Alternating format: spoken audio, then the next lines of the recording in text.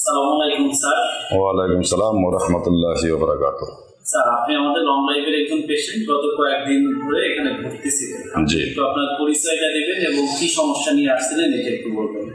আমার বাড়ি হলো 14 গ্রাম কুমিল্লা।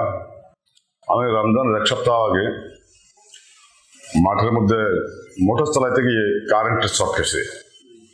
কারেন্ট শক খুবই ভয়াবহ ছিল। আমি প্রাথমিক পর্যায়ে আমি লকডাউনের সাথে ওইখানে 4টা বেন্টিস দিছি, কোনো উপকার পাই নাই। তখন চা দেখুন, চারের লাম্বার হয়ে 14 গ্রাম উনি বসে, উনির কাছে আমি গেলাম।